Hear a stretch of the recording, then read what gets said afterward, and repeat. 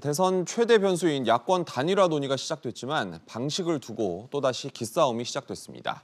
이런 가운데 내일부터 공식 선거운동이 시작하는데요. 윤선영 기자와 자세히 알아봅니다. 우선 단일화에 물꼬는 텄다고 볼 수 있겠죠? 네, 그동안 단일화에 선을 그어왔던 안철수 후보가 공식 제안을 하면서 물꼬를 트이게 됐는데 결단을 내린 배경 이렇게 설명했습니다. 들어보시죠. 네.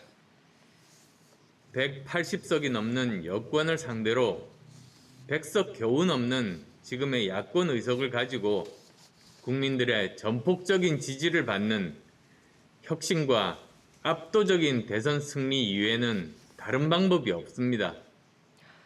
네, 안정적인 정권 교체를 위한 선택이라는 건데 윤석열 후보도 이 점은 공감을 했지만 이번엔 선정 방식이 문제입니다. 네. 안 후보는 지난해 서울시장 보궐선거 때처럼 하자고 제안을 했는데요. 당시를 보면 여론조사기관 두 곳이 1,600명에게 오세훈, 안철수 두 후보의 적합도와 경쟁력을 절반씩 물어본 뒤 그 결과를 합산해서 승패를 결정했습니다. 네. 이를 두고 윤 후보 측은 이른바 역선택을 우려했는데요. 여론조사에 여당 지지자들이 대거 참여를 해서 당선 가능성이 낮은 안 후보를 밀어줄 수 있다는 우려입니다. 물꼬는 텄지만 산 넘어 산이군요. 그렇습니다. 지지율 상황은 어떻게 나오고 있습니까? 네, 오늘 나온 조사에서 윤 후보가 43.5%, 이 후보가 40.4%로 격차가 3%포인트로 좁혀졌습니다. 네. 이 조사는 지난 금요일과 토요일 이틀 동안 한 건데 그러니까 적폐 수사 발언으로 윤 후보와 문재인 대통령이 대립구도를 보이고 사자 TV 토론이 열린 뒤에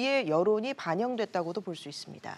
내일부터는 공식 선거 운동이 시작되는데 후보들 어떻게 움직일까요? 네, 먼저 이 후보부터 보실까요? 경부선을 따라서 부산을 시작으로 대구, 대전을 거쳐서 퇴근길엔 서울에서 집중 유세에 나섭니다. 네. 오늘 이승만, 박정희 전 대통령들을 처음으로 참배하는 등 통합 정부를 내세우며 중도 보수 표심을 공략한다는 전략입니다. 이재명 정부라는 표현도 쓰지 않겠습니다. 국무총리 국회 추천 제도를 도입하고 총리에게 강요 추천권 같은 네, 그런가 하면 윤 후보는 오늘 교육과 사법, 자본시장까지 다양한 공약들을 내놨는데요. 법무부 장관의 검찰총장에 대한 수사 지휘권을 폐지하고 공교육 정상화를 위해 초중고 전수 학력 평가를 하겠다고 했습니다. 네. 주식 투자자 보호 방안은 들어보겠습니다.